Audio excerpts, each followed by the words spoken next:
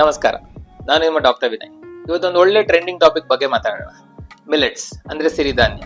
ಆರೋಗ್ಯಕ್ಕೆ ತುಂಬಾ ಒಳ್ಳೇದು, ಗಟ್ಟಿಗಂತೂ ಇನ್ನೂ ಒಳ್ಳೇದು ಅನ್ನೋದನ್ನೆಲ್ಲ ಕೇಳಿದೀವಿ.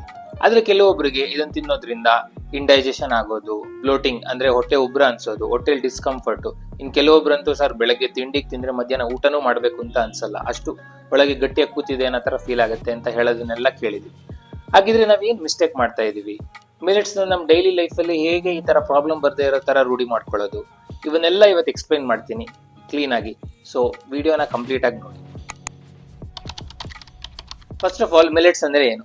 ಇವು ಸ್ಮಾಲ್ ಸೀಡೆಡ್ ಗ್ರೈನ್ಸ್, ಅಂದ್ರೆ ಚಿಕ್ಕದಾದ ಪೋಷಕಾಂಶಗಳಿಂದ ತುಂಬಿರುವಂತ ಧಾನ್ಯಗಳು. ಸಿಂಪಲ್ ಆಗಿ ಹೇಳ್ಬೇಕಂದ್ರೆ ಇದು ಅಕ್ಕಿ ಗೋಧಿ ತರಾನೇ ಧಾನ್ಯಗಳು, ಆದ್ರೆ ಹೆಚ್ಚು ಫೈಬರ್, ಹೆಚ್ಚು ನ್ಯೂಟ್ರಿಷನ್. ಸೊ ಇವಾಗ ಒಂದು ಮುಖ್ಯವಾದ ಪ್ರಶ್ನೆ, ನಮ್ ದೇಹಕ್ಕೆ ಫೈಬರ್ ಯಾಕಷ್ಟು ಇಂಪಾರ್ಟೆಂಟು?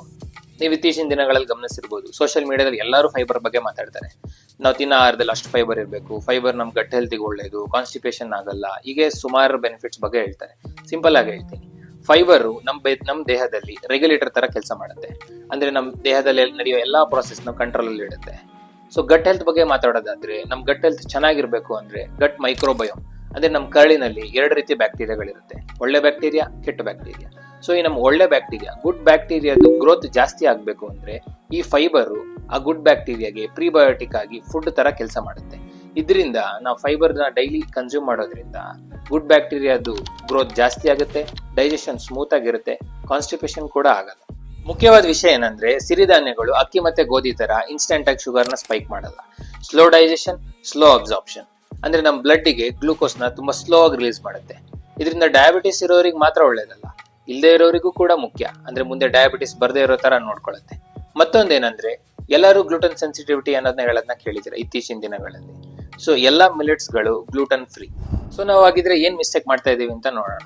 ಮೆಜಾರಿಟಿ ಜನ ಅಲ್ಲಿ ಇಲ್ಲಿ ಯೂಟ್ಯೂಬ್ ಅಲ್ಲಿ ಎಲ್ಲಾದ್ರೂ ವಿಡಿಯೋಸ್ ನೋಡ್ಬಿಟ್ಟಿರ್ತಾರೆ, ಸಿರಿಧಾನ್ಯ ತುಂಬಾ ಒಳ್ಳೇದು, ಶುಗರ್ ಇರೋರಿಗಂತೂ ತುಂಬಾ ಒಳ್ಳೇದು ಅಂತ. ಇದ್ಕಿದಂಗೆ ಒಂದಿನ ಡಿಸೈಡ್ ಮಾಡ್ಬಿಡ್ತಾರೆ, ಅಕ್ಕಿ ಗೋಧಿನೆಲ್ಲ ನಿಲ್ಸ್ಬಿಡ್ತೀನಪ್ಪ, ನಾನು ಇವತ್ತಿಂದಾನೇ ಬರೀ ಸಿರಿಧಾನ್ಯ ತಿಂತೀನಿ ಅಂತ.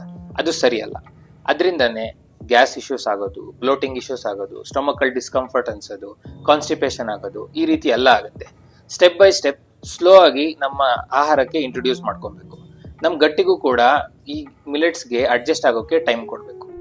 ಮೊದಲನೇದಾಗಿ ವಾರದಲ್ಲಿ 2 ರಿಂದ 3 ದಿನ ಮಾತ್ರ, ಅದು ಯಾವ್ದಾದ್ರು ಒಂದೊತ್ತಿನ ಊಟದಲ್ಲಿ ಇನ್ಕ್ಲೂಡ್ ಮಾಡಕ್ಕೆ ಟ್ರೈ ಮಾಡಿ. ಉದಾಹರಣೆಗೆ ರೈಸ್ ಜಾಗದಲ್ಲಿ ನವಣೆ ಬಳಸೋದು, ನಾರ್ಮಲ್ ದೋಸೆ ಜಾಗದಲ್ಲಿ ರಾಗಿ ದೋಸೆ ಬಳಸೋದು.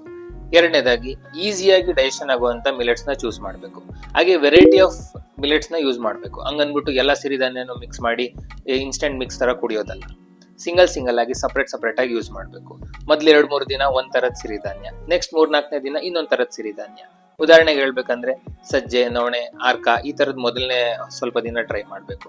ಅದಾದ್ಮೇಲೆ ಬರ್ಗು, ಜೋವರು ಮತ್ತೆ ರಾಗಿ ಈ ತರದ್ನ ಟ್ರೈ ಮಾಡ್ಬೇಕು. ಎಷ್ಟು ವೆರೈಟಿ ಆಫ್ ಮಿಲೆಟ್ಸ್ ನ ನಾವು ಯೂಸ್ ಮಾಡ್ತೀವೋ ಅಷ್ಟು ವೆರೈಟೀಸ್ ಆಫ್ ಒಳ್ಳೆ ಬ್ಯಾಕ್ಟೀರಿಯಾ ನಮ್ ಗಟ್ಟಲ್ಲಿ ಚೆನ್ನಾಗಿರುತ್ತೆ. ಮೂರನೇದು ತುಂಬಾ ಇಂಪಾರ್ಟೆಂಟ್, ಅಡಿಗೆ ಮಾಡಕ್ ಮುಂಚೆ ಸಿರಿಧಾನ್ಯಗಳನ್ನ ಅಟ್ಲೀಸ್ಟ್ 6 ರಿಂದ 8 ಗಂಟೆಗಳ ಕಾಲ ನೆನೆಸ್ಬೇಕು. ಈಗ ಮಾಡೋದ್ರಿಂದ ಈಸಿಯಾಗಿ ಡೈಜೆಷನ್ ಆಗುತ್ತೆ, ನ್ಯೂಟ್ರಿಷನ್ ಅಬ್ಸಾರ್ಪ್ಷನ್ ಜಾಸ್ತಿ ಆಗುತ್ತೆ, ಹಾಗೆ ಗ್ಯಾಸ್ ಮತ್ತೆ ಬ್ಲೋಟಿಂಗ್ ಸಮಸ್ಯೆ ಕೂಡ ಆಗೋದಿಲ್ಲ. ಇನ್ನು 4ನೇದು ಅಡಿಗೆ ಮಾಡೋ ವಿಧಾನ, ನೀರ್ ಜಾಸ್ತಿ ಬಳಸಿ ಅಕ್ಕಿ ತರ ಓಪನ್ ಪಾತ್ರೆಯಲ್ಲಿ ಬೇಯಿಸೋದನ್ನ ರೂಢಿ ಮಾಡ್ಕೋಬೇಕು. ಇನ್ನ ಕಿಚಡಿ ಮಾಡ್ಕೊಬಹುದು, ಗಂಜಿ ಮಾಡ್ಕೋಬಹುದು, ಹಾಗೆ ದೋಸೆ ಕೂಡ ಮಾಡ್ಕೋಬಹುದು. ನಾವು ಪ್ರಾಪರ್ ಆಗಿ ನೆನೆಸಿ ಅಡಿಗೆ ಮಾಡೋದ್ರಿಂದ ಅರ್ಧ 50% ಆಫ್ ದ ಡೈಜೆಷನ್ ನಾವು ಬಾಡಿಗೆ ಈಸಿ ಮಾಡ್ಕೊಟ್ಟಂಗೆ ಆಲ್ರೆಡಿ ಆಗ್ಬಿಡುತ್ತೆ. 5ನೇದು ರೈಟ್ ಕಾಂಬಿನೇಷನ್, ಊಟ ಮಾಡುವಾಗ ಸ್ವಲ್ಪ ತುಪ್ಪನ ಬಳಸಿ. ಹಾಗೆ ಪ್ರೋಟೀನ್ಗೋಸ್ಕರ ದಾಲ್ ಜೊತೆ ಕಾಂಬಿನೇಷನ್ ಮಾಡ್ಕೊಬಹುದು. ಇನ್ನ ಊಟ ಆದ್ಮೇಲೆ 1 ಗ್ಲಾಸ್ ಮಜ್ಜಿಗೆ ಕುಡಿಯೋದನ್ನ ರೂಢಿ ಮಾಡ್ಕೊಳ್ಳಿ. ಈ ರೀತಿ ಸ್ಟೆಪ್ ಬೈ ಸ್ಟೆಪ್ ಮಿಲೆಟ್ಸ್ ನ ನಾವು ನಮ್ಮ ಡಯಟ್ ಅಲ್ಲಿ ಯೂಸ್ ಮಾಡ್ಕೊಳ್ಳೋದ್ರಿಂದ ಇದರಿಂದ ಸಿಗೋ ಹೆಲ್ತ್ ಬೆನಿಫಿಟ್ಸ್ ಮತ್ತೆ ನ್ಯೂಟ್ರಿಷನ್ ಬೆನಿಫಿಟ್ಸ್ ನ ನಾವು ಪಡ್ಕೋಬಹುದು. ಹಾಗೆ ಇದರಿಂದ ಆಗೋ ಡೈಜೆಷನ್ ಪ್ರಾಬ್ಲಮ್ಸ್ ಗಳು ಕೂಡ ನಾವು ಸ್ಟಾಪ್ ಮಾಡಬಹುದು. ಇನ್ನು ನಿಮಗೆ weight gain, weight loss, IBS, GERD, acidity ಈ ತರ ಪ್ರಾಬ್ಲಮ್ಸ್ ಗಳಿಗೆ ಪರ್ಸನಲೈಸ್ ಡಯಟ್ ಚಾರ್ಟ್ ಬೇಕು ಅಂದ್ರೆ ಕೆಳಗಡೆ ಡಿಸ್ಕ್ರಿಪ್ಷನ್ ಅಲ್ಲಿ ನನ್ನ ನಂಬರ್ ನ ಕೊಟ್ಟಿರ್ತೀನಿ, ವಾಟ್ಸ್ಆಪ್ ಅಲ್ಲಿ ಮೆಸೇಜ್ ಮಾಡಿ ನಿಮ್ಮ ಕನ್ಸಲ್ಟೇಷನ್ ನ ಬುಕ್ ಮಾಡ್ಕೊಳ್ಳಿ. ಹಾಗೆ ಇದೇ ರೀತಿ ಹೆಲ್ತ್ ಇನ್ಫಾರ್ಮೇಶನ್ ಗಾಗಿ ಸಬ್ಸ್ಕ್ರೈಬ್ ಮಾಡೋದನ್ನ ಮರಿಬೇಡಿ.